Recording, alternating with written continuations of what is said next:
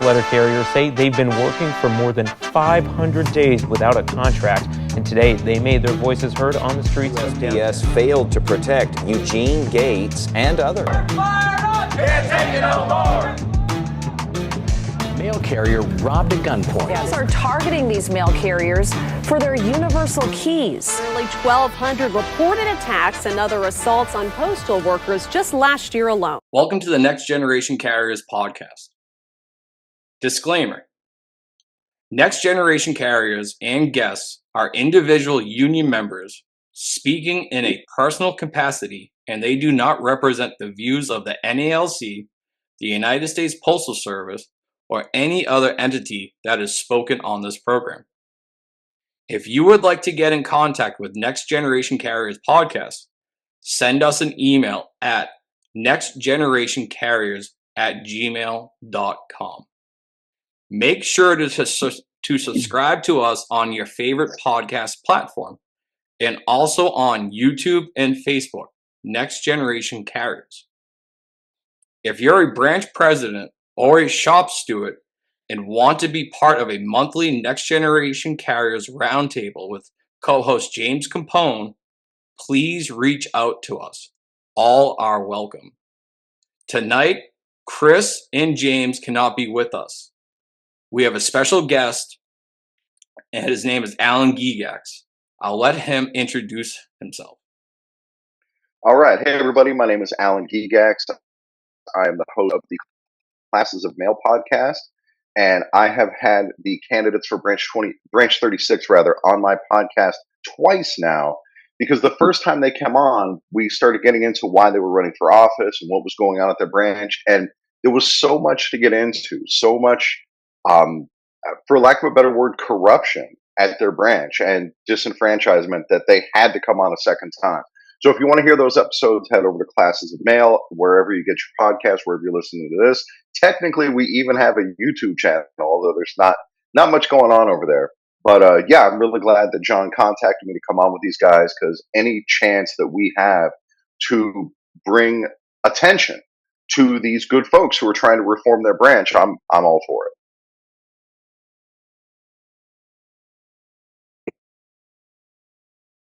Carlton, you want to introduce yourself? Well, I'm Carlton Pinto. I'm from Planetarian Station. I am a shop steward, and I'm running for the president nominee, and I have 29 years into the post office. Hey, everybody. My name is Brian Gutierrez. I'm running for executive vice president. Been a carrier for 23 years. Also been a shop steward for many years. Carried around a lot of hats. And we're here running for office because our office is just terrible. The leaders are terrible. And we've had enough. And now it's time for change. Yes. Ralfie, you want to introduce yourself? I'm Ralph Feliciano. Everybody knows me as Ralfie. I'm running for second vice president, financial treasurer. I have 30 years of service. I work at a church street station. I've also been a shop steward for nearly 30 years. I was also a hearing officer until I was blackballed by the current administration.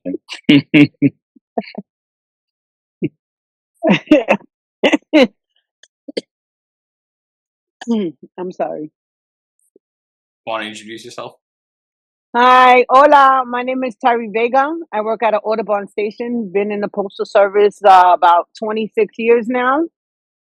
I'm running for first vice president and treasurer. I've also worn many hats in this branch for branch 36.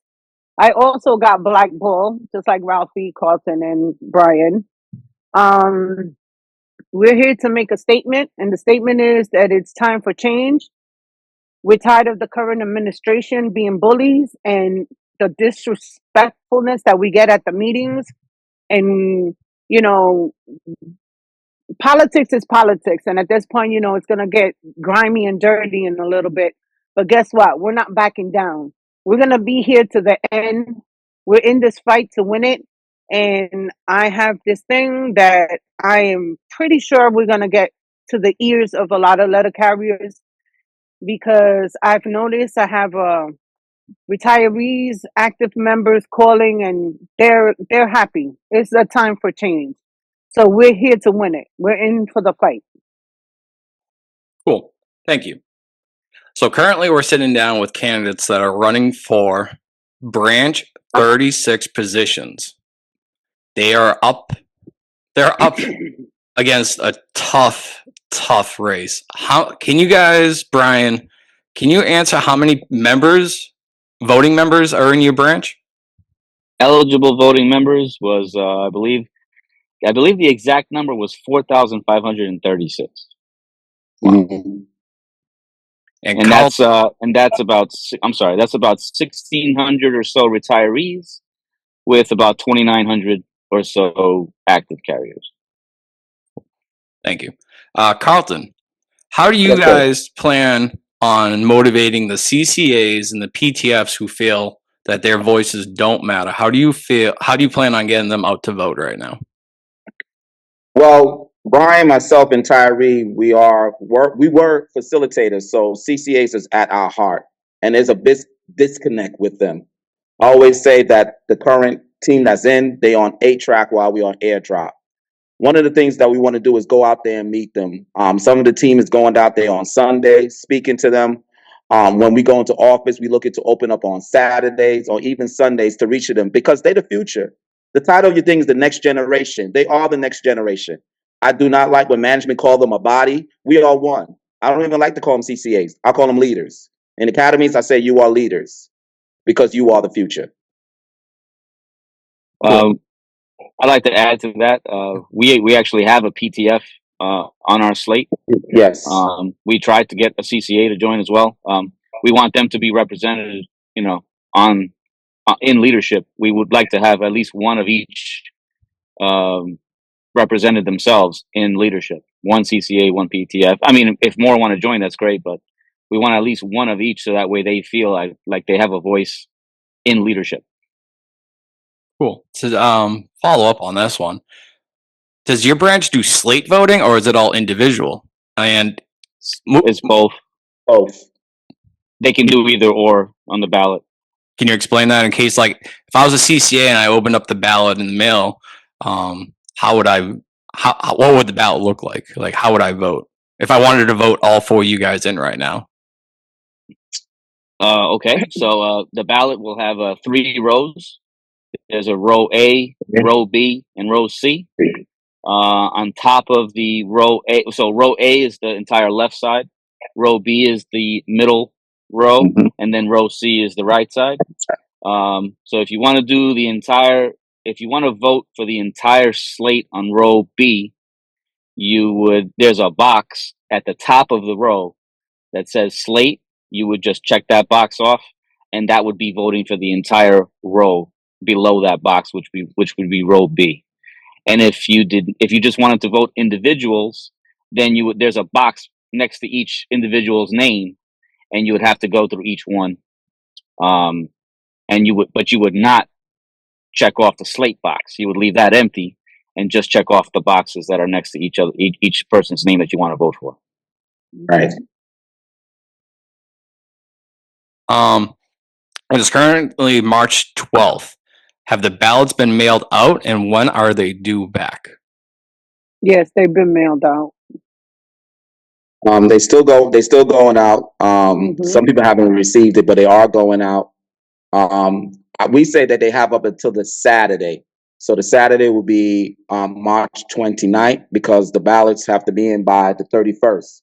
So they're going to be picked up from Honest Ballot around 9:00 and taken over to the Union Hall to be counted. So we also letting our members know, if you haven't received a ballot, we're giving them the number so they can get a ballot so they can vote. All right, cool. So it sounds like if any member of Branch 36 right now has a ballot, they should be opening it up right now and voting and sending it back as soon as possible, as we've seen the mail delay over the last few years has ruined the service. Agreed. In regards, I want each one of you to kind of answer this. In regards to in regards to running against your current leadership, have you guys ever like brought a petition? Have you guys ever actually like attended union meetings and actually try to bring reform to your branch through bylaw changes, through petitions? And if you guys have, what has resulted? Any change, or is this where the change has to happen? Like the change is voting these people out. Well, it resulted in us all being blackballed. Yeah. This is what we did. We did fight back. We did bring bylaw changes, and we did speak up. And I have to speak about Brian, who was great. When we used to go to the meetings, and he would stand up, he would speak up. We asked for bylaw changes. We asked for the meeting times to be changed. We asked for the current leadership to stop taking union dues to pay their benefits from the members, and everything got shot down. And we tried to run against them to make change, and the result of that was we were seasoned hearing officers, we were seasoned shop stewards, they were seasoned instructors, and because we just ran against them, which was our right as union members, they turned around and they basically we got blackballed for it. All right. Yeah, That's we. absolutely Oh, correct. yeah, No, go no, ahead. go ahead. Yeah, we've attempted to go through the process, the Constitution, and follow the laws as much as we can. We've put in motions at meetings. We've tried to change the bylaws. We've tried just normal conversation, and we just keep getting shot down. There's just no reasoning with this leadership when it comes to trying to become more transparent or more democratic. It just goes against their own interests, and so they won't even allow it to be discussed at certain times. People stand up and say they have a motion, and they'll just be ignored at the meeting. They won't even be called upon. And that's it's pretty bad here. And like I said, we thankfully, my team and I, and we finally decided, this was it. Like, 3 years ago, we had enough 3 years ago. And so now we're just going to keep going until and until either we win or we retire. We're going to keep this up until one of those things happens. I think we'll win first. So it's tough to, and I know a lot of people, a lot of different states, different branches is going through the same experience we're going through. We're going against the good old boys. Our current president been a full-time officer since 1992 as vice president first for like 16, 17 years. And now he's president. So that is a tough thing to go against. So if you're going to run against the good old boys, you have to know the difference between preference and conviction. Because you're going to get blackballed like us, but we're not giving up. We went to meetings where we brought a whole lot of people in our favors to vote in our motions. And they smart. They saw that the people was inside the union hall wasn't in their favor. So they got smart and said they wasn't ready, so it can cancel. And then the next time when they had the meeting, they make sure they had their people, and then they had a checkpoint to find out who was in the union and who's not in the union before you let in the room. They didn't check their people, but they checked our people. I remember one of our people that was coming to the meeting, they said that they wasn't in good standing in the union. She had to pull out her phone and show her pay stub and say, I'm in good standard. So it's a lot of obstacles that you have to go up against when you're looking to change bylaws or even to run against them, because they got the mic. And they're going to look to hold their position as long as they can. So they're going to play the little things that I call politics with us. So you have to be strong leaders to go up against them and not give up, because again, it's not about us. It's about our membership. We freeing them too, not just us. We had enough. That's why we said time for change. It's time to change leadership. The current president that we have in office doesn't know how to even use a scanner. The only thing was on his hip at the time when he was a carrier was a beeper. Yeah. He doesn't know how to use a scanner. So if you ask breadcrumbs, any of the language, any of the stuff to deal with, he doesn't know. But if you talk about beeper, he should understand that. I address this more often than people want to acknowledge. I bring up the point that I'll say a lot of leadership across the country from branch level to national level have never actually worked a Sunday. And that's one of the most toxic anti-union days you could have. The boss has total control over the CCAs and PTFs on Sundays, and that's when the boss builds the rapport with the workers to encourage them to become runners and encourage them to be anti-union. They use their tactics to divide and conquer. And one of the things I've seen, right, is like you talk to people and it's like, oh, Sunday's not that bad. You're just going out there running packages, and it's like, no, it is pretty bad. So it's nice. It's nice to see a next generation of carriers running against the status quo in New York City right now. Because, like you said, the last time that dude carried mail was during beepers, and it's like, all right, cool, you had telephone books, but you're not lugging dog food and cat food up the sets of stairs. So I'm going to pass this over to Alan real quick. Yeah, on Sunday Amazon, not only is it a bad situation to work in, like, yes, delivering parcels is not that bad, but these are the weakest carriers among us in the sense that they're the least educated, they know the least about their rights, and management absolutely takes advantage of that and abuses that, because not only are the carriers there, like outside of their own station in many cases, but also there's no union representation on Sundays. These are all things that have to get reported back, and these carriers just get left hanging, essentially. Can I say something right quick? I'm sorry to interrupt. I want to share this.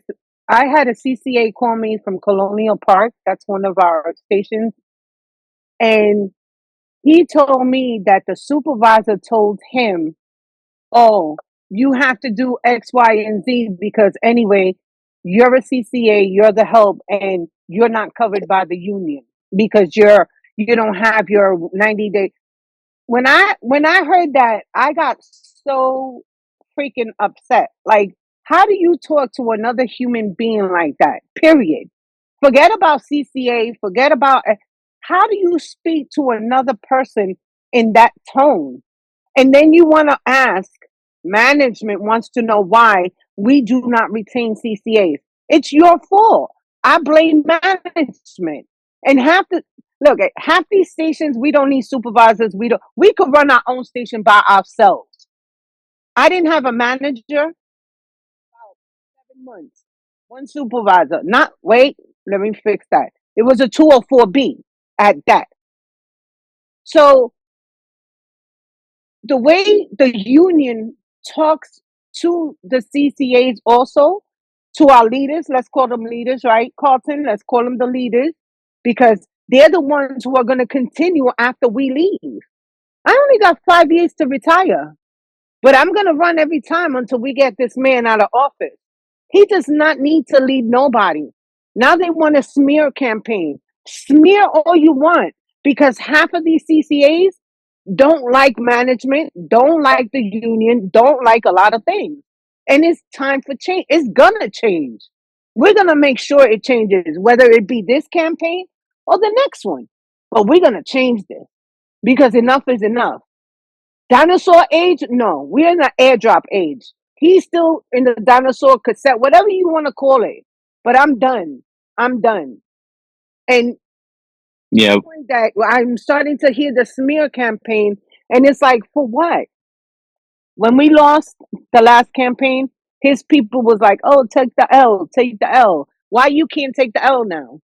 What's the matter? You wasn't born into this position. You got into this position because you got elected or however you got it. But now guess what? We have this right. And you're mad. You're mad because we're running against you. We have that right. And we're going to take that right and push it all the way to the top. Because we're going to go. We're going for the jugular. That's all I'm saying. And I feel I have a CCA that every day I got to talk this man off this ledge. And I'm like, no, Dan, you could do, no, you're going to be all right. No, but management there. And I see it. And I spoke to my manager. I said, you can't talk to him like that. You cannot talk to him like that. And it's the third time. So tomorrow there's a grievance going because you have to give mutual respect. If you want respect, you have to respect your workers. And I'm just sick and tired of them being called the help. They wear a uniform like we do, right? They're employed by Hmm. the USPS, right? They get Yep. a check from the. They get a check, right? USPS. So Representation for CCAs on Sundays is definitely one of the major things we Yeah, need to fix. yeah. exactly. I'm sorry, I got amped there for a minute. I'm No, sorry. no, And no. It's okay, no, Tyree. it's okay. We understand your passion, The Tyree. passion, the passion is what we like to see sometimes. No Yeah. worries. And I think Mhm. Alan also understand that because he was a facilitator at at the academy. So you understand that we're the first impression when we was at the academy to introduce ourselves and really set the mindset what they're going to go through. Because some of Yeah. the CCAs when they come to class, the most they've been talked to was with their parents. So they have to learn how to deal with management that might not even care what's going on in their household. So we look to set the mindset for them and say, hey, you're looking to do something bigger. You're trading time for money. You do what you got to do so you can grow in this and learn this company. We have to care more about their CCAs. I'm very passionate about it. Brian's passionate about it. I know Alan's passionate. We all on here is passionate about them. It has changed because our union only meet the CCAs when it's time for them to sign up for union That's for it. union dues. They don't have no relationship with them. So you could take their union dues, but you say you can't represent them. Help me understand that. So they're paying their union dues bi-weekly, but we're not allowed, quote unquote, to represent them. So why are you taking their money for? They're not making big bucks. So why are you taking their money? That doesn't make sense to me. That dynamic also has to change. It's not fair. It's not fair. Tay, let's get back to this thing that you brought up. You guys, did all you previously run before 3 years ago, or is this a new slate, or did I just misinterpret something? So yeah, we the ones that you see here, we ran before. Hmm. And most of our slate, I guess, is returning, but we do have a lot of new faces for this slate. But the main five we ran before, so it's not it. We're this is not our first time around with Our these first guys. rodeo. Mhm. All right, cool. So the question would be for all the listeners that are out there listening, to digest this, right? Like, there's a status quo across every branch almost across the country, and we're seeing it now. Like, Brian Renfro has taken over 2 years to get us a contract. He promised CCAs the world. He's told us that's going to be a historic contract, and now he's moving forward with actually implementing the tentative agreement that actually got rejected. And we're seeing branch presidents like, it's no big deal. They're up there in Atlantic City giving him a standing ovation. He's down there in Tennessee talking about it, and people are like, people are not really like furious. And so we need people all across the country to step up and actually run. And that's the biggest step as a union member, because not only you feel like you're taking on the boss, but now you also feel like you're taking on our union, but you're actually not taking on the union. You're actually building the union. You're building Yes. the union because a union is the workers' movement, and it's a democratic organization. And for democracy to flourish, we need to have candidates running. We can't have someone in office for 30 years. That is how democracy dies. So if any of you have comments for the listeners on what lessons you've learned and what has changed in the 3 years, please. I think education is important right now on how to run for office. Yeah, a I say, reading. Go ahead, Carlton. now go ahead, ladies first, guys. I I I agree with that statement that you said. And 3 years ago, I didn't know half the things that I know now. Every time I was at the academy, I used to tell the employees reading is fundamental. Once you start reading, you start learning, you educate yourself. Um, Unfortunately, I don't have so much experience on certain things, but I'm reading and I'm reading. And the more I read, I learn the bylaws, and I'm like, oh, I didn't know this. Oh, I didn't know this. And why? Because the current administration blackballs me.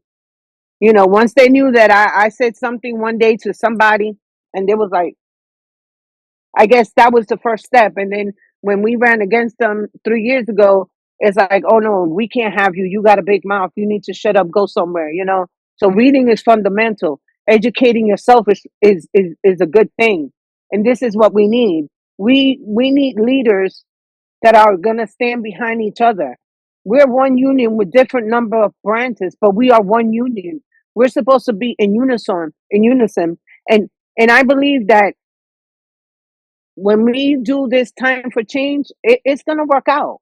It's gonna work out. People are opening their eyes and they are opening their ears and they're understanding like, oh, and this is what we want to do. We want to educate not only ourselves, but everybody else who feels that their leadership is not doing what they need to do for their union members. So it's working out. Reading is fundamental. It's time for a change, and I'm so glad that I never been on a podcast until Alan. I think Alan was the first one, and Yeah. it's like now every time they say, "Oh, there's a podcast," I'm like, "Oh yeah, I'm in there. I'm in there. I'm in there." Because this is So how it's getting out. So thank you. I appreciate you, Mr. Murphy. I appreciate you. yes, definitely. Thanks for All having right. us. So, oh, So on that note, yeah, I got a question for you guys. On that note, we see in our union now, there's almost no value put on education. There's some training for stewards, but it really doesn't go anything beyond that. So you guys have Mm-mm. spoken to the need to educate carriers in general. What concrete steps do you guys have in mind to make that a reality? Well, we have one of the best in oh, the game. Go ahead, Brian. You want- sorry. Oh, I mean, again, one of the main goals is, besides, after when we win, again, it's about changing the culture that we have, at least in our branch, where there is no engagement with the members. There is zero engagement with people from station to station. If they don't come to a meeting, they don't see the leadership. It's that simple. And that's got to change. We're going to go and engage with every single goddamn member that's a part of this branch, and we're going to gauge their interest on what they want to do. And anybody who is interested in understanding the contract, anybody who's interested in just understanding what it means to be a union member, we're going to go out and educate people whether they want the education or not. We're going to offer it to them. And if they want it, so be it. But this is going to be an open-ended book where anybody who wants to be educated in any sense, we're going to try our best to get you with the education you want, whether it be the Formal A training, whether it be arbitration advocacy, whether it be leadership academy. Obviously, there's only a certain amount of seats and things like that people can go, but it's going to be open to whoever wants to go, and we're going to throw that out there to everybody instead of just the people that we want to keep close to the vest, so that we can continue keeping all the power structure for ourselves. That's what's got to stop. Right. You got to be able to expand the opportunities to every single member that wants to have a shot or has that interest in learning these things. And that's what we're going to do. I mean, as far as concrete steps, it's just about going out there and finding out who's interested. But we have to go out there and tell people, hey, if you're interested, then come here, contact me here, contact us here, or whatever the case is, and we'll get the ball rolling for each and every person as soon as the availability hits us. And I would add to that even if you don't reach every carrier, not every carrier is going to want to take those classes or do that Of reading. course. But every carrier you educate educates the carriers around them as well. Exactly. Having yourself educated is great. Having a person in the case next to you who understands the contract and can take up for you and spread that word, it spreads its way around the workroom floor. It just has to be started. I agree with you. I think a lot of this we learned from when we was at the academy as a facilitator. We saw the difference when we was at the case and working one-on-one, and we saw the results. So if we have to go to one station one day at a time and sit down, because we need feedback, we need to know what the membership needs so we can give them what they need. Because we're like the store. What we need to give them to train. Now, I know one of the questions that was asked, it said, since we ran last time, what is the difference that we learned? And I share some of this with you, Alan. We need a vehicle, which is us running as president. We need the roadmap. We need to find a leader who went through something like that so they could teach us less on the mistakes. And you need the gas money. To run for a campaign is not cheap. You have to prepare yourself to have campaign money just to send out the literature out to every one of your members and your brothers and sisters at your home. This is the way you have to market. Because if you're not doing that, you're slimming down your chances and your possibility to win these seats. Because you're not going to get the seats easily. You have to go through the hot chair. I hear my Tayry said about smear. I say you have to go into fire in order to sit in that hot chair. So it's okay that they play the game of politics. As long as we push it, our vision, our mission, don't worry about them. You only have to be a better version of yourself who you were yesterday. Forget what they're going to say. Because they're going to say whatever lies they want. Inside the word believe is the word lie. Yeah, This is why. I'm sorry, Ron. No, This no, is go ahead. why. This is why we are proposing Zoom meetings so that we can reach everyone. Yes. So that Gary can be working and can be educated. The current leadership intentionally keeps the meeting at 5 o'clock. That was another issue we raised and was shut down. We said let's make the meetings later. We have carriers getting off at 4:30.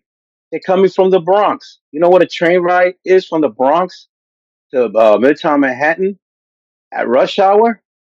It's like over an hour. But Yes. they did it intentionally to keep the members in the dark. They don't want transparency. They want to keep the membership ignorant to the rules of the bylaws, so that they know that they can run for these positions, that they know that they have a right to change bylaws, that they just don't want the members to be educated, and it's intentional. They have, what they call a quorum. They've had so many meetings where they couldn't make a quorum because people are unable to make it to the meeting. And this is what we're vowing to change. The carrier will now be able to put an earpiece in his ear. He can work, he can listen, he can talk. We can educate them and make the union stronger and make the members. A strong union is an educated union. Like they say, the old saying about, united we stand, divided we fall. This is what the current leadership wants. They want to keep us divided so they can control us. And then, yeah. Oh, no, go for it, Brian. Yeah, so just to touch on two things there. Like everybody's talking about here, education is key, and again, it's purposely being gatekept by those in power because they're afraid that if you have too many educated people, some of them might actually come out and try to run against them. So you keep all that knowledge, you keep all that understanding of the contract and things like that. You keep it all close to the vest, people that are close to you, because you don't want the ability of any member anywhere just to be able to challenge you now that they have the education that you provided them. And that to me is just being a very, very poor leader. When you're more worried about keeping yourselves in power than you are about educating the members. But obviously that is the reverse of what should be happening. Because if you're still doing your job right and you're educating people, most of the time those people will still stay loyal to you because you've given them the education that they need. Now, unfortunately, if one or two of them decide, hey, you know what, I want a shot at running, then so be it. I mean, that's their right. That's what they want to do, and you just have to be okay with that. And if you're an elected official, you would think that running campaigns and having to go against people that want to challenge you would just be part of the norm, right? You should just accept that as part of the job and just move on. Yep. So that's number one. And so number two, but going back to education, you got to do three things off the top for sure. You got to get a hand on your branch's bylaws. You need to read the NALC handbook on elections. And then you need to make sure you understand the Department of Labor's laws on union elections. You need to read those things before you even attempt to make a run, because there's so many things that will blow by you if you don't know what you're looking for. And that was something we learned the hard way the first time. And we're coming into this much more prepared. Things are running a lot more smoothly this time around than last time, for sure. Yeah. And so if you think about running, make sure you read those three things and know them back and forth before the election even begins. Make sure you know what they're supposed to do, what you're allowed to do, what they're allowed to do, and so forth and so Right. forth. It's going to make your life a lot easier. Try to get a lawyer if you can. Okay, Yes. our lawyer, he doesn't have to involve himself much, but there's already been 2 instances where he writes one email in response to something that's happening, and they immediately respond, okay, yeah, we're going to stop doing that. Okay, and that's happened twice already. Mm-hmm. So a lawyer puts them right on notice, I about what's going on. Go ahead. No, finish. Sorry. So again, that's just one of my suggestions. Anybody who listens to this and thinks to themselves they want to run, get your hands on those three pieces of information, and just understand them front to back as best you can. Obviously, it's hard to remember everything, but Right. just always know you might have to reference them and stuff like that. Just keep them on hand at all times, and before you run, because like I said, there's going to be a lot of things happening in the campaign, and things are happening so fast. If you don't even know what you're looking for, it's going to be too late, and so forth and so forth. So just make sure That you is good educate yourself. teaching there, Brian. I think everybody across should take that down, because if we knew that, it would have been much better for us. Because you might expect the branch to let you know stuff. We didn't know that you can run against them. There is an election, but they don't let you know. So you have to educate yourself to know these things, because you don't know these things is advantage for the good old boys. Yeah, and So those just three things that Brian just said is powerful. And that's what I mean by having a mentor that went through so they could tell you some of these things. And that's why we using this platform to let other states, other branches know if they want to run, they have to know these things, because you're going to run in a lot of dead ends and you're going to stress out. And you don't want to do that.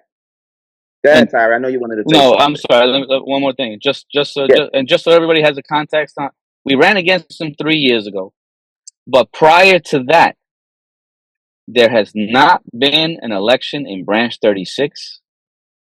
To be honest, to my knowledge, I don't even know when the last time it was. Some people don't even remember. It has to be at least 35 to 40 years since there's been an election in Branch 36 up until 2022. Everybody was just handpicked from year to year to year to year to year. Never faced opposition for almost as long as I've been alive. And that's crazy. That is not a democratic institution. That is a dictatorship or authoritarian system. I don't care what you want to call it. It is anything but a democratic institution when there's no elections for almost 4 decades. It's completely ridiculous. And again, it's what we're trying to change here. When elections come, when we win and elections come, we are going to be transparent. We're going to let everybody know elections are coming. Anybody can put their names in to nominate. Whoever wants to nominate themselves, be our guest. Okay, and we're going to make it clear to people so that people don't have this fear the way we had to go through it of reprisal. We're going to let everybody know, listen, you guys can run, anybody can run, and please feel free to run. We are not going to change how we deal or talk to you just because you've decided to run against us. We're going to be we're going to be the opposite of opaque. It'll be, if anything, we might be too transparent. We might even harm ourselves a little bit in that sense. But it's better to be error on that side than it is the way these fucking people are doing. I'm sorry, the way these freaking guys are doing it. No, And that is right. At the end of the day, when you look at politics, you see some of the Democrats and the Republicans having tea together. So we understand they're brothers and sisters, and they might disagree on some of the things. They can run because they want to be involved. We understand that. We don't want it to be just like how the current leadership is. I remember one day asking him, I want to go to the academy and learn. And he looked at me like I was blind. And I couldn't understand it. I get to go to conventions. I facilitate at the young kids that come to the post office. I do the field trips. I did the academy by myself during COVID, and I want to learn, and you don't want me to learn because you're afraid that you might lose your position. I wasn't looking to run against him at that time. If you have a good shop, I'm the only shop steward at my station. If you have a good shop steward, you most of the time the membership don't want to run against you because you're doing a decent job. If you're not doing a decent job, you're going to have a slate like time for change running against you. Right. Period. Amen to that. Amen to that. I've been a shop steward in my state. I've been, like I said, 26 years in the post office. There was one person who ran against me, and she quit after 3 months because she couldn't handle it. And then I had another one that he decided to transfer to North Carolina. So I've been a shop steward, I think, almost my whole postal career. And it's like, this is a thankless job. As just shop steward, we all know this is a thankless job. We Yes. never do anything right, but they won't, they'll still vote me in. So I've been my shop steward, and I was like, anybody want to run for shop? Listen, I quit today if you want me to. But it's like Carlton says, if you're not doing a good job, why are you still in that position? That means I must be doing a good job. There's always, some carriers that give you more headaches than others, but you're going to defend them the same way no matter what. I was asked one time by the vice president of the current administration. He said, "Oh, I don't see no grievances coming out of your station. That's because I keep my carriers happy. I make sure everybody does what they need to do, and I make sure nobody gets in trouble." The hardest thing you have to defend in the postal service right now is attendance. And everybody knows that. That's the biggest thing right now. You don't come to work, they're coming for you. They're coming for you no matter what. But for the most part, if you are a good shop steward, here I am. I got blackballed. I used to be my own hearing officer. So now I got one of his people watching over me. And it's only to watch over me because they know I'm doing what I need to do. And they itching to find a way to fire me, but they can't find it. Do what you got to do. No matter what, I'm always going to defend you no matter what. And at this point, it's just time for change. And we're just here for the cause. And it's like my brothers are saying, we got to educate ourselves plus everybody else. And we're all here together. We wear one color and it's blue. And we all work for USPS. So For any of the rank and file members of Branch 36 in New York City that are listening to this, or anyone that's actually just listening to this and are actually aggravated and upset with the status quo, my personal story is I came in to the post office June 2021 as a CCA. While I was a CCA, I read the contract, the contract. Then I read the JCAM, and then I read the defensive discipline. I also read like all the other manuals.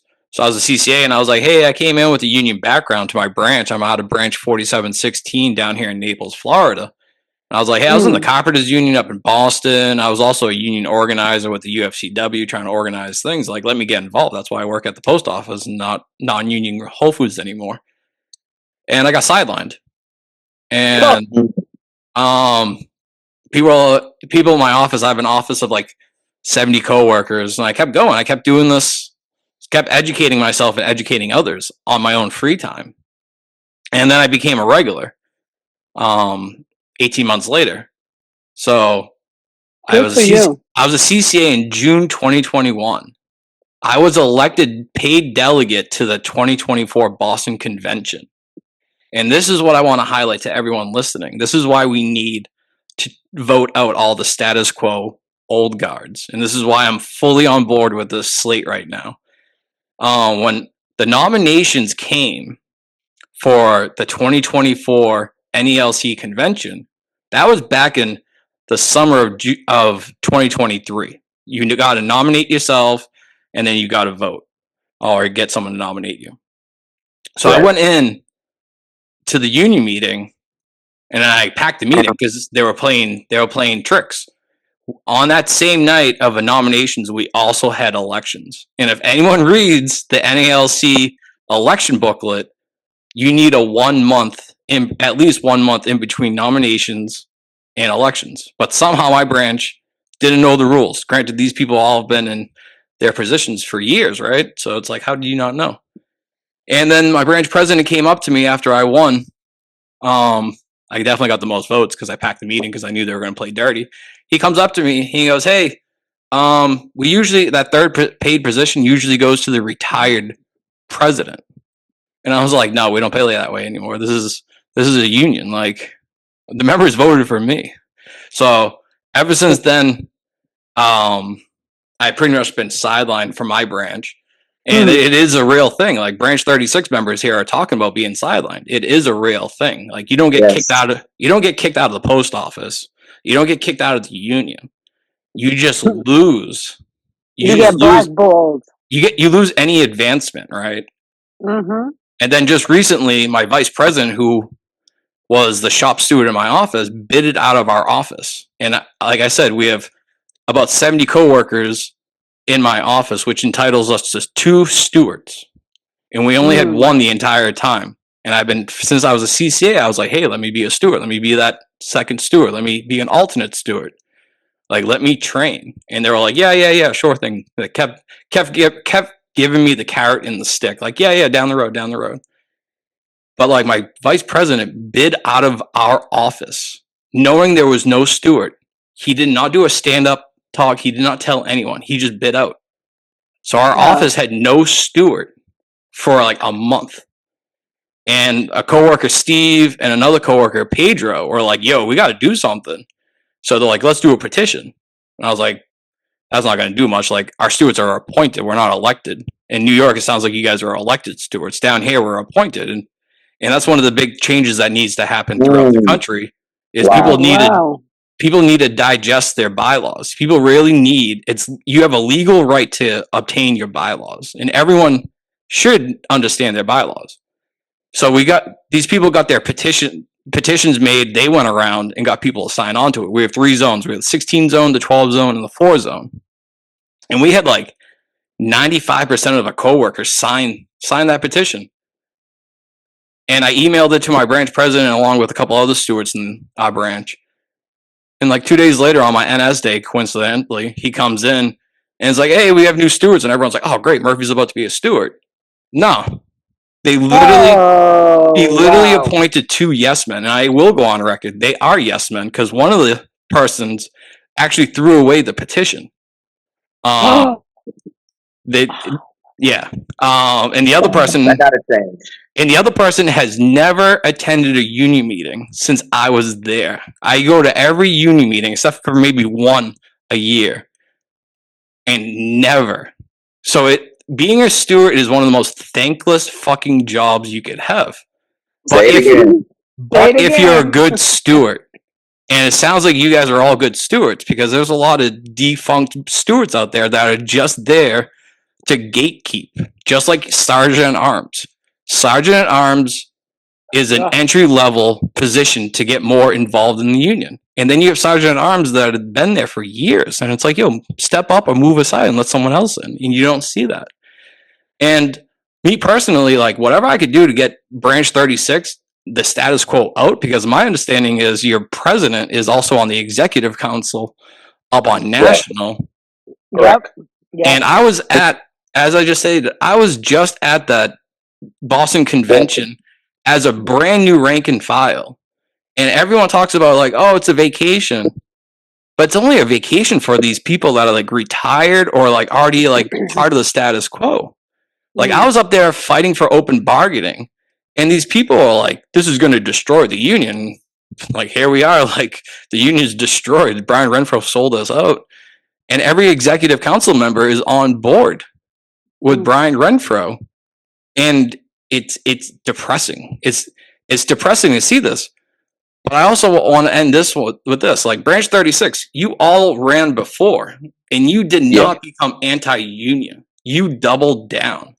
Alan Gigax, who's a special co-host tonight, he ran, he got beat, he got sidelined. He did not become anti-union. He doubled down. He's Yes. building a caucus, a reform movement inside his branch. He is challenging the status quo. It might be very daunting, might be very challenging to be like, yo, I can't challenge my union. But someone has to. And once you all step up across the country, you will have someone else beside you. And it is a fact. If you stand on principles, people will join you. When I was a CCA, there was 12 of us working on a Sunday. And my manager goes, hey, you guys don't have breaks on Sundays because we have office breaks. I was like, absolutely, we have an office break. I'm going to go take it. And me and 3 others went into the break room, and my manager came in and was like, hey, you have 2 choices, either to clock out or go back out there and work. And all 3 of us clocked out. All 4 of us clocked out, and we just bounced. And I was just like, people were like, oh, wow, you're brave for doing that. And this is when I was CCA, and like, people were like, oh, okay, whatever. He's a crazy union guy. But now everyone in my office is coming up to me looking for news and updates about what's going on with the contracts, because I stand on my principles of the rank and file. The rank and file control the union. And that's what's happening right now is Branch 36, the rank and file are mobilizing to get rid of the business unionism, the top-down approach. So anyone that's listening that knows anyone in New York City or surrounding areas, make sure you tell them to vote. This is crucial. And people think like we can't change our unions. We want to be like Teamsters. But the Teamsters were just in a similar situation. They had Jimmy Hoffa Jr. shove a contract down their throats. The members voted it down. They rejected their contract. And Jimmy Hoffa Jr. shoved it down their throats. And the members organized across the country and voted his ass out. And then they got Sean O'Brien. And it starts on the local level. And there's no way we could actually get rid of Renfro if we don't mobilize on the local level. So anyone that's listening, again, please share this episode. Please share Alan Gigax's episode. And please share Richie Ray's Hot House episode with anyone throughout New York City. These people are our next generation. And as we currently see, they're literally doing this on their free time. They all just clocked out of work maybe a half hour ago. At this point, maybe an hour. Yeah. And this is I want to segment into this one. Being a volunteer with the union takes a toll on us, relationship-wise, friendship-wise, and financially. Yes. And no one talks about this. Whereas the current status quo leadership get paid to be on union time. They have your email. They have your contact information. They're legally able to go around to check in on office to office. They have the bully pulpit. They have control of the union contact information. So all these candidates that are running are doing it on their free time and they're spending their own money. And like I have this podcast and my wife is like, oh, like you're spending too much time doing this. But it's the love of the union. It's the love of my brothers and sisters, the rank and file.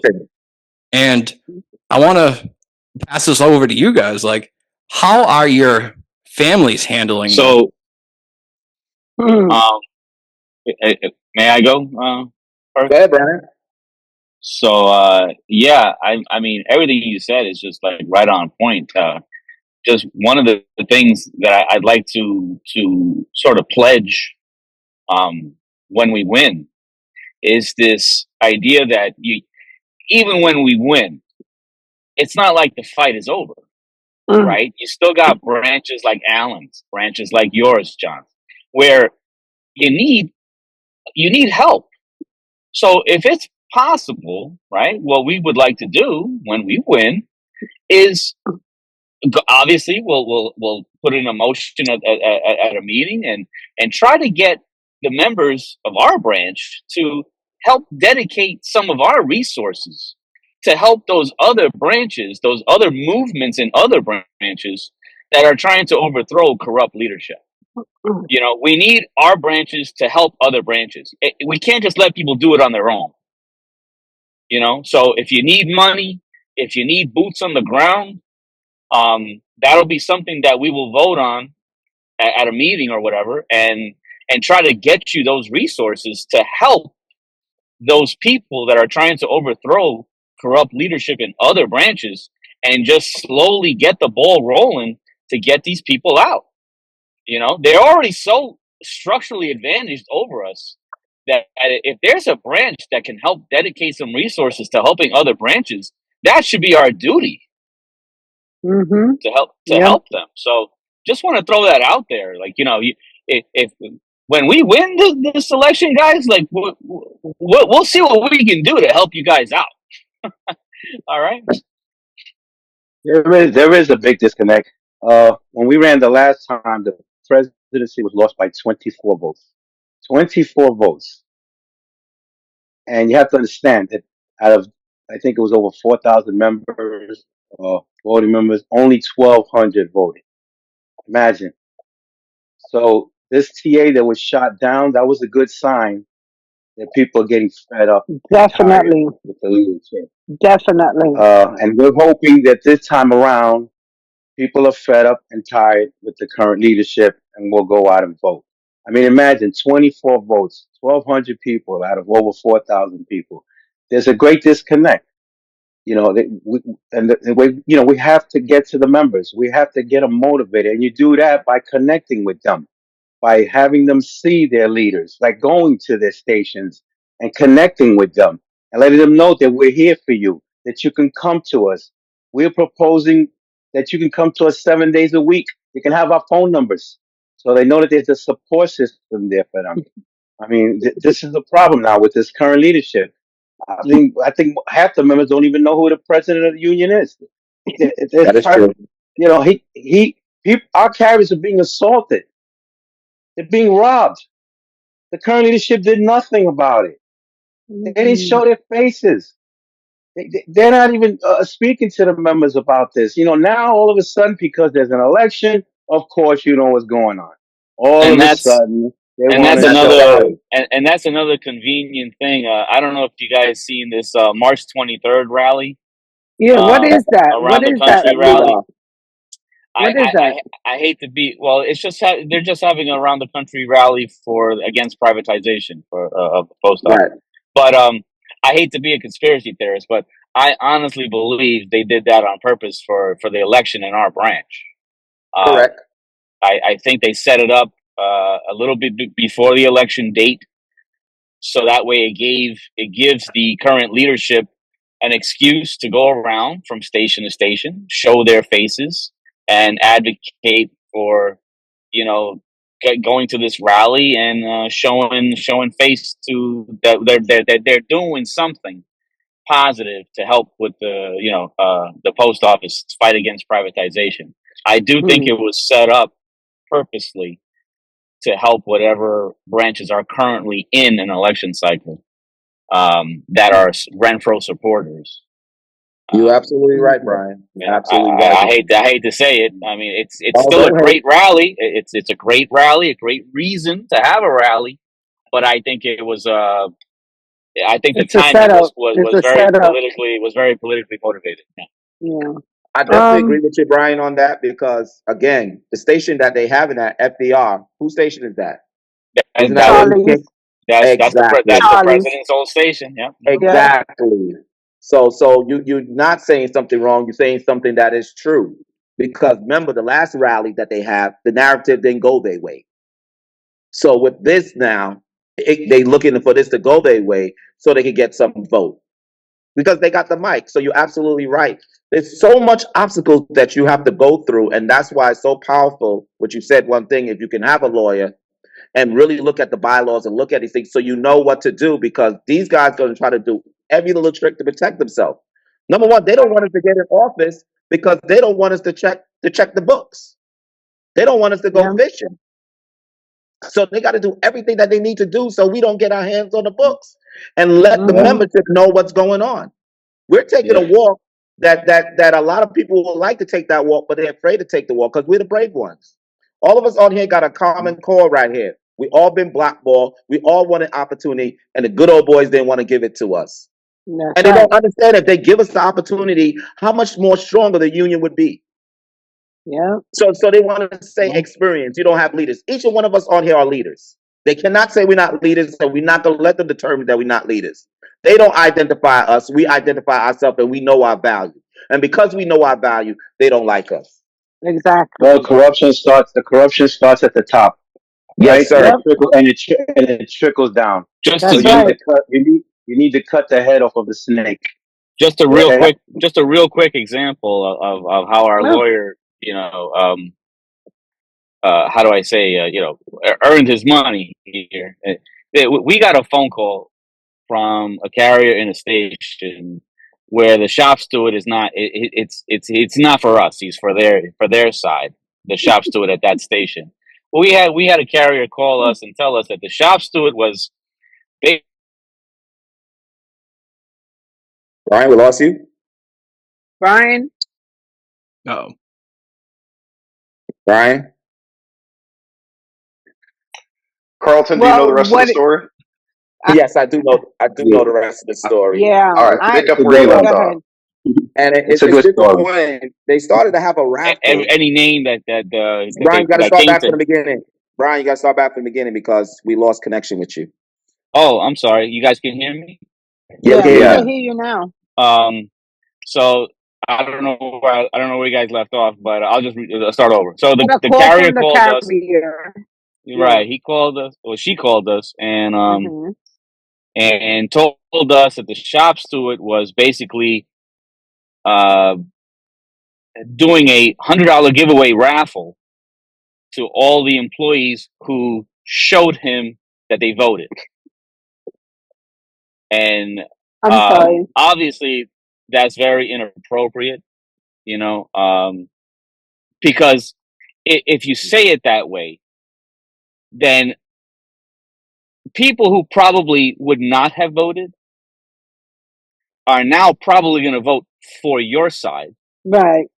because you're offering $100 raffle, right? So now people are voting not because they actually feel like voting, but because they just want to be part of it. Well, why not, right? If it's all I got to do is check a box and I can be a part, maybe win $100, then I'll do it. Free money. And so, and if that's the person who's saying it to you, you're most like, again, it's just inappropriate. It's a level of inappropriateness that should not be part of any election.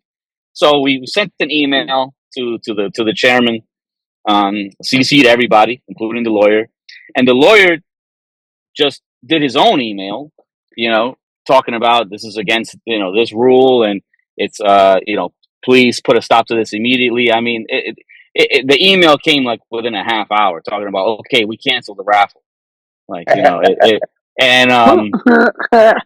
so it was again, it's just one of those things that I would suggest that if you can get one, just get one to keep these guys on their toes. Because I can tell you right now, if he was not there and I sent an email to the election chairman, I probably would have. We probably would have just got a crappy answer, and then there would be no other choice for me but to then hopefully file the appeal after the election is over. And there's a big difference there between getting a lawyer to go right at it and squash it right there, and then having a nominee file a complaint and then having it being shot down by the election chairman that was picked by the other side, and then having to appeal it later. I mean, it's just two huge different situations there, and that's all happening just because there's a lawyer there. So just something again for you guys to think about.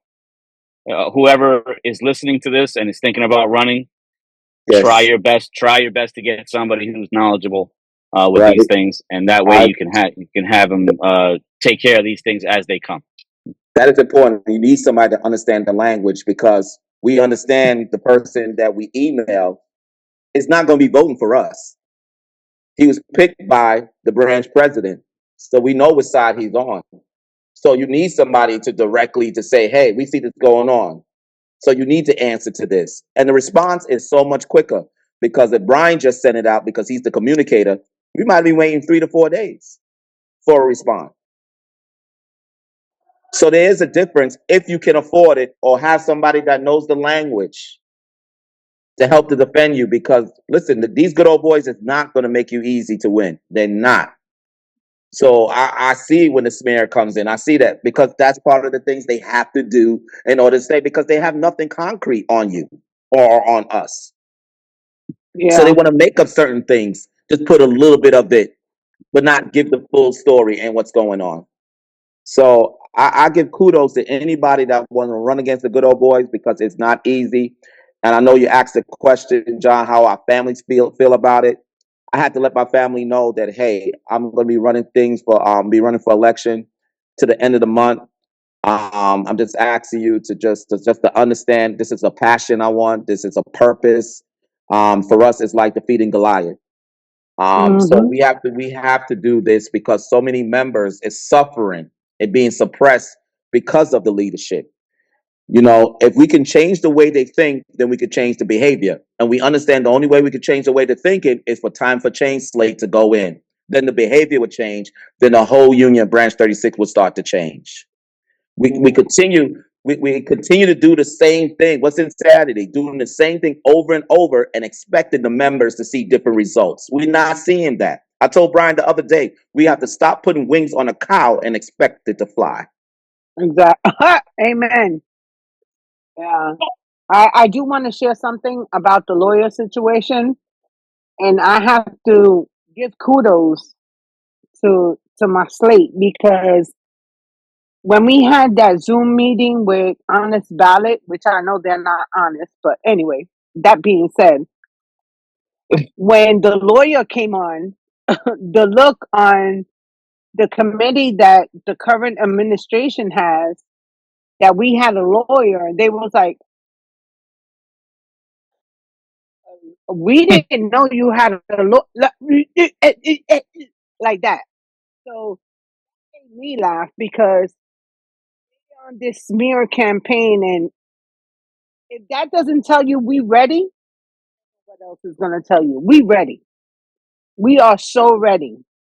And this lawyer, like he said, I like him. His name, I like his name. I'm a person that I hear somebody's name and it was a good feeling when that lawyer came on and he said, and this guy said, "Oh, I didn't know you had a lawyer," and it was an awe because they believe that we're not ready and we are ready. And like I said, I'm here.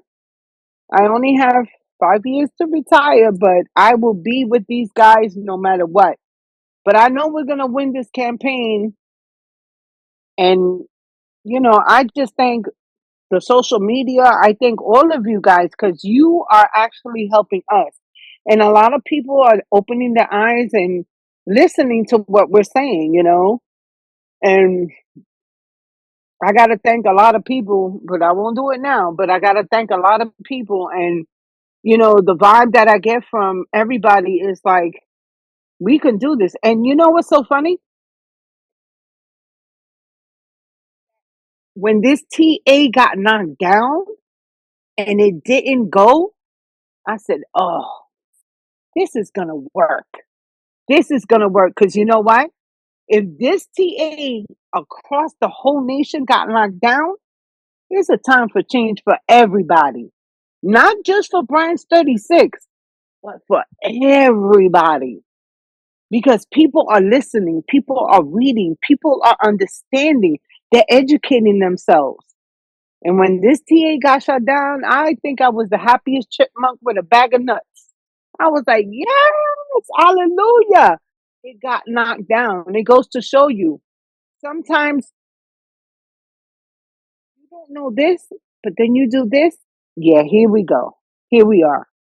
Yeah, I We're have to agree, getting Terry. there.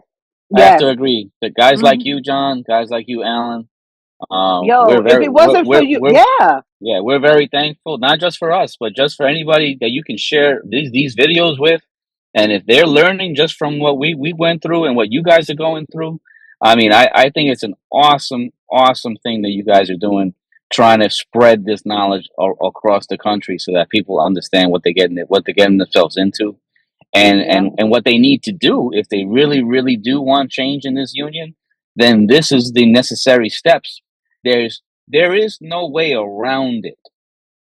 if you want change in this union, it's gonna be through war. And that's just how it. That's just. There's just no. You gotta get It, blackballed. You you're gotta get not gonna. blackballed no It's matter not gonna what. be. It's just not gonna be an easy win, and that's just something It's everybody not. has to understand going in, and that's it. That's it. It's gonna be bloody. It's gonna be crazy. Well, again, the smear campaign has started. When they don't have anything, these guys are gonna do whatever they got to do. When they don't have anything concrete to say about you that's negative, they will make it up. And you just have to be ready for that stuff. You And gotta have I think the last alligator time, skin. well, one last piece of advice. Again, I guess it really does depend on the size of your branch, but for a branch of our side, of our size, again, when they start throwing the mud and talking about specific people in positions that they don't know this or they don't experience that, or I mean, we even had they even outed one of our Slate members last time about being in AAA, Alcohol Anonymous. Really? I didn't know Yeah, that. yeah. And so you're gonna get that stuff. And our advice, learning from the last time, is don't engage. Don't engage in tit for tat. I don't think that actually helped us the last time. Right now, we've been very, very disciplined in just maintaining our message, regardless of what they say. We're not going back at them just because they said something about us. We're just focusing on what our message is and what trying to get our vision out there and what we want to do and what we want to change about what they're doing, but we're not going tit for tat. So if they make a video, then we make a video, or if they release a flyer about saying something negative about us, then we release a flyer about something negative about them, or just countering what they're trying to claim about us. We're not even bothering doing that. We're just sticking with our message, and we're just hammering it and hammering it and hammering it, and we're just ignoring everything else. And I think that's been a lot smoother and a lot better for us this time around. So again, anybody's thinking about running, if you start seeing the mud get slung at you, our advice is have it roll off, leave it alone, and just keep just triggering and pulling the trigger on what you're trying to do, rather than concentrating on answering these little things that they're trying to claim that you do or you did, or this is the kind of person you are, because they're gonna attack your character for sure. Please be certain about that. They're going to attack your character, and you're gonna take it personal, but you can't react personal. You got to stick to your message. That is so true. I could just echo Brian a little bit because that's all part of distraction. The window for us is like 30 days. So even though we say time for change, the membership wants to know what they're changing to. So that is our time to push our vision, our message. And if we sit there and go tick for tack with them, then the members don't know what they're voting for. So one of the things we want to have for a rainy day. We have quite a few members that lived in shelter. So we want to have money aside so we can help some of our brothers and sisters that's going through some tough times. We don't hear them talk about things like that. Brian and Tayry and Ralfie, we shared that we want to have Zoom. They don't want to have Zoom because they said they don't know if a manager might be on the Zoom call. Come on, that's a poor excuse. And the other thing that we shared, that we want to show up to stations. We want to know what's going on. One of the things that Brian and I was discussing is that if we can, maybe even change it in the bylaws, maybe go back into uniform for one day or stay at the station the whole day so we can know the issue at hand. We don't want to hear from a third party. We want to know how management's dealing with the carriers. We want to know what's going on. So when we do a grievance process, we understand it more. How can the current leadership talk about issues with scanners and he don't know how to use a scanner? He never had to scan his ID.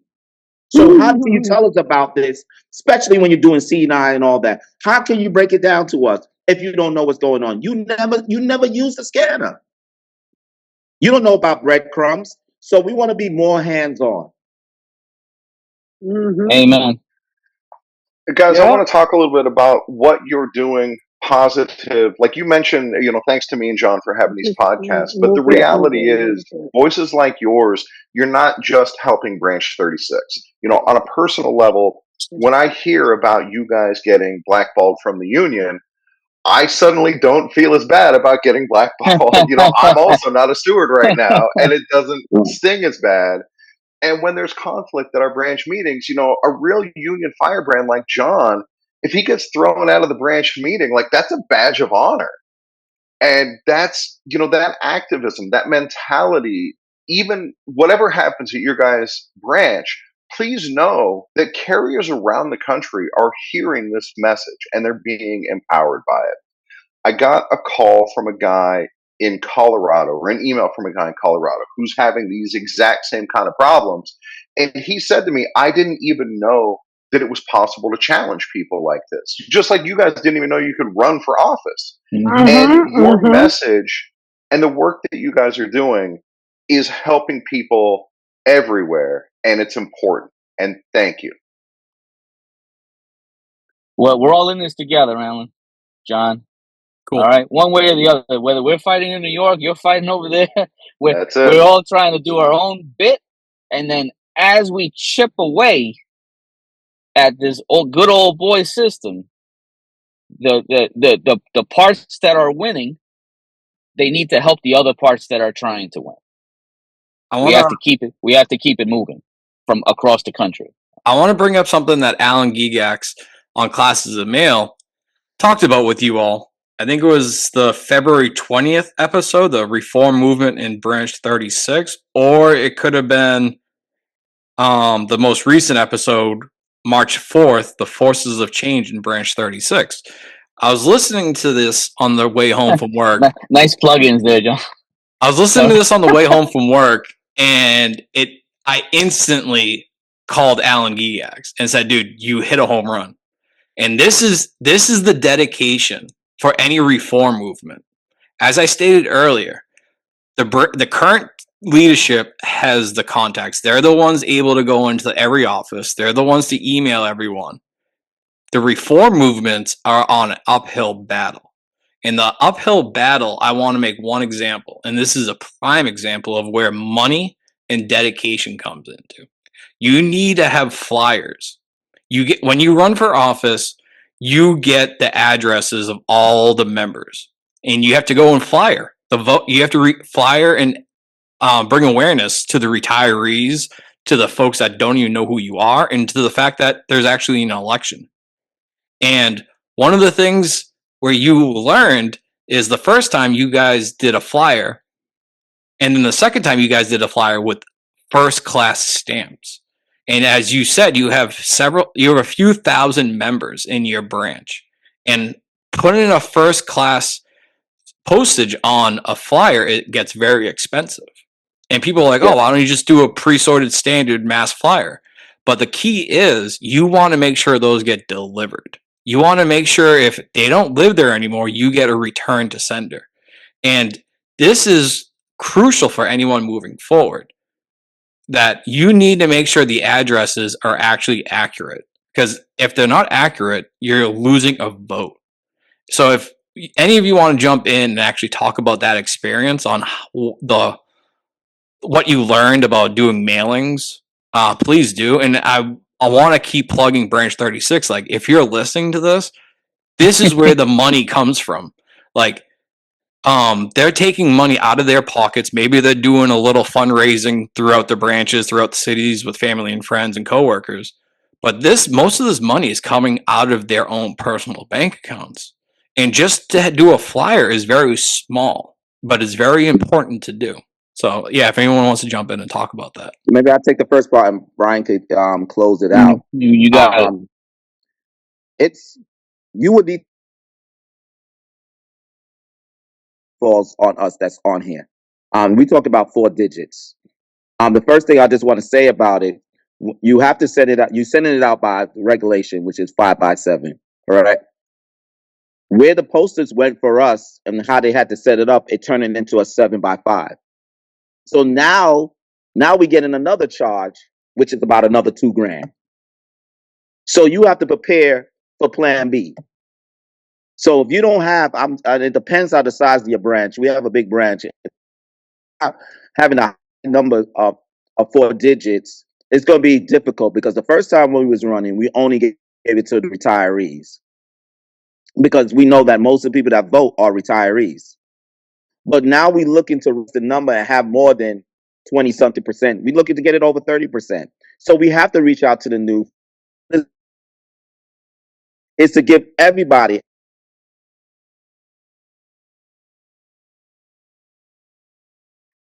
Hey, Brian, why don't you step in now? Because Carlton's cutting out. Tell us a little more about this. Okay. I wasn't sure if it was just me. You have that because we lose the vote. Oh, all right. He's back. Sorry, you froze there for a second, Carlton. Oh, I did? Yeah. So you were going over the difference between I'm sure why whatever it's you said important was very profound. Well, so where you would cut out was you were talking about why it's important not just to send it to the retirees, but to reach new people too. Right. Yes. So the last time, we sent it to the retirees. Using social media and boots on the ground. All right, Brian, hang tight. Your signal's really bad. We'll let Brian take over. Yeah, I'll let him take over. Yeah, sorry, Carlton. All right. So, well, just to try to, recap here a little bit. The first time we ran, you can send whatever flyer you want as far as size. We just chose a 5x7 because of pricing and well, basically pricing. But we chose a 5x7 the last time, and we only sent it to the retirees because it's expensive to send it to every single member. So this time around, we definitely wanted to reach everybody. So that already increased the price almost double, if not higher, a little higher. And then through, unfortunately, some growing pains, can you guys hear me? Yeah. Oh, okay. I want to make sure I wasn't cut off. Okay. Yes, So we went through some growing pains, and the placement of the space where the company that you use, at least in our branch, we have to use a company that puts the addresses on it themselves. We put the space. Oh, he froze. Now he froze. Dude. Okay. Yes, right. Okay, there we go. Okay, he's back. Yeah. So yeah, it was it wound up being vertical instead of horizontal the way you had it oriented, and so that's why it wound up costing a bunch of extra postage. Yes. Right. And so so again, it costs money, but the structural disadvantage that challengers have when trying to reach the retirees, one of the only ways you can really combat that is by trying to increase the participation from active carriers to try and nullify that natural advantage that the current leadership is always probably going to have with the retirees. There's not a lot of options when it comes to battling that. And so you have to do everything you can, which is including a mailer, to get the active employees to be more participating in the actual election. There's at least in our branch, there's no way around it. We had 1,600 retirees in our branch, and again, I don't know what kind of percentage we can get out of that for ourselves, but you have to assume going into it, they're going to get the majority of the ones that actually do vote out of that 1,600. You can't be optimistic about that. Right. I think I mentioned this to you before, Alan. If you've been retired 7, 8, 9, 10 years, and you get a ballot that has the names of everybody you used to know when you were active, and then you get a whole nother row of names of people you don't recognize. I mean, the odds are they're going to vote for the incumbents because those are the names that they remember from 5, 7, 8, 10 years ago. And that's just something that's just structurally impossible really to get around. That's exactly right. And that's why these elections so overwhelmingly favor the incumbent. And the people who would have to change the system are the incumbents who the system is favoring. So there's very little incentive for change, unless you have a very strong grassroots movement that can step in and try to change your bylaws. I noticed something in your bylaws, speaking of pandering to the retirees, that for your retirees to be paid delegates to your conventions, they only have to attend 3 meetings Three in a meetings. year. Yeah. Mm-hmm. And it's easier for them than it is for anybody to get to these meetings, especially when they're at 5 o'clock. So that's overwhelmingly retirees who get to go and do this stuff. And they're not the ones that are being affected day in and day out by what's going on. They're the ones that are the most removed from the struggles. Like you talk about not having to use the scanner. I mean, they don't even have to get up in the morning. Right. They're not. Yeah, they don't have any more skin in the game per se as much as we do. And I don't know about other branches, but in my branch, they only pay $2 a month to be a part Ours of is the. around that size way Yeah, too. you know what Yes. I'm saying. So you have Yeah. this outsized influence, and over the elections of the branch. Meanwhile, you have almost the least least skin in the game than anyone else, which is it's just, like you said, it's just meant to just keep those in power. I see no other possible purpose that it could be for other than that. Mm-hmm. Yeah, not to mention like 2/3 of the branch officers are retirees too. Yes. Exactly. Yeah.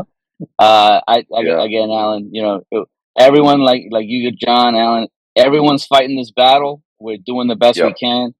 And again, once it's going to start somewhere. These local elections, whether it be you, Alan, who finally wins, hopefully you wins your reelection campaign. Right. Someone is going to win somewhere eventually, and like I said, that branch has to sort of pay it forward. It's got to be spread out. You can't just say, "All right, well, we won in branch 36. Good luck, everybody else." No, we have to dedicate resources to try and then help other people who are in the same freaking battle and see what we can do to, again, try to stabilize and fix that structural disadvantage that everyone else is facing. You can't just stop at your own branch. No, you gotta pay it forward. All right, we're coming on to like an hour and a half. Ralphie, you want to speak up on what position you are running for and why it's an important position and why people should actually vote for you? And then we'll move over to Tay. Well, I'm running for the second vice president, financial secretary, and I guess it is a very important position because I'm going to be the one that's going to be tracking the funds and tracking the money. And this was one of the issues that we had with transparency with our funds, looking at our LM2s and seeing loans when we have I think, I'm sorry, Brian, was it we sold our building for like $2 million, I believe, or something like that. And why are we Yeah, taking something like loans? that. So this is why I believe that that it's a very important position, and that the members should have transparency as far as our money. This is why I wanted to run for that position. Cool, thank you. Tay, you still here? Want to plug your position and why you're running for it and why is it important to vote for you? Running for first vice president treasurer, and I guess I'm going to be working a lot with Ralphie to find out where all the money is going and what's happening with the money, because we don't know what's happening with the money, right, Brian? We don't know, and we need to. We know nothing. We know nothing We about know any money nothing. that's spent. $0. When I mean nothing, I mean literally $0. We don't know where any Zero. single Listen. penny is going or coming or going or coming. We don't know So nothing. I know this from We don't hearing know that anything at all. we had the air rights to where our union hall is, and they sold those air rights. You sold those air rights. Where is the money? You don't know where the money is. And this is the thing. The money. Where is the money? $2 million. Where is the money? They took out a loan, I think, for like $1 million or 20. I don't even know. Listen, I'm not going to talk about the money, but all I know, The money. Where is it going? You sold the air rights. We had the air rights to above where the Union Hall is at. Where is the money? That's all we want to know. And they say, oh, it's in this bank, it's in this. Where is the money? We don't know. We need to fight. We need to know where is the money. That's it. The hope it's time for change. Thank you. John, Allen, it's time for change. It's time for change. That's what I'm saying. It's time for change. Brian, can you again plug when is the ballot's deadline and whatever crucial information you think needs to happen before voting ends? So the ballot's going to be counted on Monday, March 31st. They're going to be taken out of the post office at 9 a.m. and brought over to the Union Hall. So they got to be there by 9 a.m. March 31st, Monday, which in our opinion means they got to be there by March 29th, 28th. Saturday, which is the I Saturday. think, can I say this, Brian? I would call it a safe haven if we do a deadline of March 28th. Because remember, Saturday we got skeleton crews and the mail moves really slow on Saturday. I would say the 28th, so it could be pushed and it gets delivered by the 31st. So that's just me. Sounds good. So we'll trying to push people to get them in by March 28th, so that way there's a good guarantee that your vote will be counted. Anything later than that, then you're chancing it that it might not get there on Monday morning. Exactly. So they still got 2 weeks. So like no urgency here. No. Yeah. None whatsoever. If I was a CCA in Branch 36 in an office that none of you guys are in, how would I get in contact with you? Is there an email or a website? Yes. Social media. Time for change. Vote Row B. It's on our postcard also. Yeah, we did send the mailing out to everybody. Just put in time for change. Vote Row B. We're on TikTok, Facebook, and Instagram. And so, but there's no specific email. If anybody wants to call, there's it's no specific number. Again, these are the kinds of things that unfortunately the challenges you face when you are just challengers, kind of doing this in your own time, on your own space, and you do the best you can with as much resources as you have. But for any CCAs, we're going around to all the stations that we could possibly hit to get ourselves so you can see us face to face. We have flyers that we bring with us that they can take home, that has our QR code on it, and all. Again, anything that we can think of that we have the time and resources to do, we are doing them to the best of our ability to max out anything we can do to try and get this active membership to be involved in this election.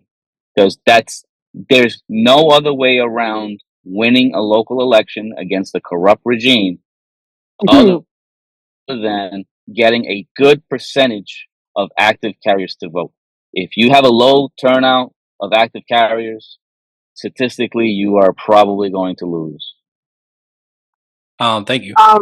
Mr. Murphy, can I ask you, where are you from? Originally, I'm from Watertown, Massachusetts, just out of Boston, but I'm down here in Naples, Florida right now. Nice. Yeah. Nice. Yeah. It's different. I miss the North. I miss the cold weather. I would actually never do this job if I was still up north. I don't know how any of you all do this with the snow, the sleet, the smoke, the wildfires, the hills, whew, and the cobblestone steps. See you later. You can't pay me enough to do this job. John, if I send you like a tree link, would you be able to plug it in to this post somehow? Yeah. I'll send it to you. Yeah, to wrap it up, I want to plug one book for anyone that's still listening that's outside of Branch 36 and they actually want to change the status quo and they're actually thinking about running for election. The book is called Running for Local Union Office. It's a complete guide from the Teamsters for a Democratic Union. You could buy it for No. $20 under tdu.org. TDU is Teamsters for a Democratic Union. They're the reform movement of the Teamsters. They're the ones that actually got Sean O'Brien elected. They're the ones going across the country and building rank and file reform movements and educating the members on actually how to bring change. So if you're running for a union office or you're thinking about doing it, always be prepared to build a slate. You got to start campaigning years before the nomination. In this book, I have if you don't want to spend the $20, you just want to flip through it, send me an email, nextgenerationcarriers@gmail.com, and I'll send you a Google Doc. I have every page already uploaded online. This is very crucial. So if you guys are thinking about running, start early, build your base, build your slate. The first time you're probably going to lose, but don't give up. It's Never true. give up. Never You give don't up. give up. Do not become anti-union. Just double down and build. Tonight was pretty much what I wanted out of this podcast. It went a little bit longer than anticipated because this is my first time actually doing a interview with a slate. But this is the start of change. And I'm proud that you guys came on. I'm praying that you guys win. I don't know if Carlton's still around, but if Carlton's still around, he could close us out. I don't. No, he probably had to go back to his class. So, just again, if anybody from Branch 36 is listening, or just in general, just want to talk about my president, my man, for a second. Carlton is a guy that he walks the walk. And not only talks the talk. This is a man who spends his free time visiting juveniles in prison to try and encourage them to keep their heads up. He holds meetings and these large group, I don't even know what the word is, but these large group meetings for young men who are struggling just in this economy and in this new age of what it means to be a man. He's trying to help young men learn what it's like, what it means to be a good husband, what it means to be a good father. He's a huge part of his church. He gives back to his community in a lot of different ways. Okay, he does food. He serves food at a soup kitchen. This is a guy that I look at and I'm like, damn, I'm not half the man this man is. Because I'm pretty good when it comes to the post office, but outside of the post office, it's just my family. Whereas this man dedicates time to all these different types of, institutions and community organizations. He is amazing. And this is the kind of man you want to be leading your branch or your union or whatever the case is. He is a great leader and a great person. That's right. That's right. I second that motion.